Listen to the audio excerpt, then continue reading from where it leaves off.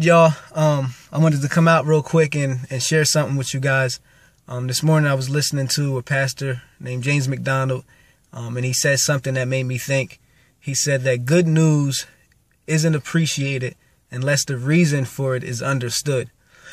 So I began to think a little bit, and I thought about, for an example, if somebody said, the food is ready. The food is ready. That's the good news. I might not understand why the news is so good.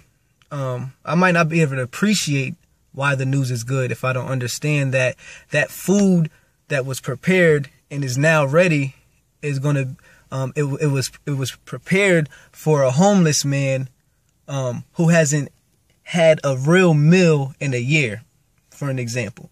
So now understanding that this food was prepared for him, now I understand why that news is good news. That makes sense to me. I don't know if it makes sense to you. But on a spiritual level, the whole reason for me doing this video, on a spiritual level, when we say Jesus saves, right? To me, that's good news. But I understand that it's not appreciated if we don't understand the reason why we need to be saved. When we understand that without the finished work of Jesus Christ, God putting on human flesh, walking the earth, enduring and overcoming the temptations that we experience and fall victim to every day, living a perfect, sinless life, going and being led to die on the cross as the perfect lamb to be sacrificed for our sins, without us understanding that without Christ doing that work for us, that we are doomed. We're driving in a vehicle of sin on the highway to hell. And it's just that simple. Just to be plain and blunt, not politically correct. At the end of the day, that's what it is. So what's the good news? The good news is that apart from Christ, there is no assurance of my salvation. There's no way I can get to heaven.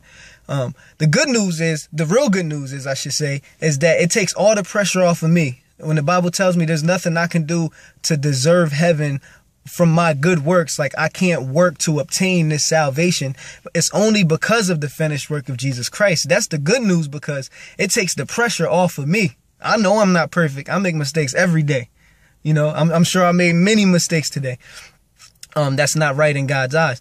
But I understand that on my own, I can't merit the kingdom of heaven anyway. And it's only because of what Jesus Christ did for me. So now when I understand that, when I hear Jesus saves, it's good news. It's more than good news. It's great news. Knowing that it's not of myself, but it's because of what Christ did. And if people can grasp that and understand, I don't have to live a perfect life. When Christ comes in and he takes control of my life, when I surrender myself to him, he changes me. He does the change in me. And anything that I do is good is simply because of him working in me. And so I just pray that you guys got that, that it made sense to you. And if it did, you know, then good. But I just hope that people will understand that a life surrendered to Jesus is a life that is saved. And the good news is in the work of Jesus Christ.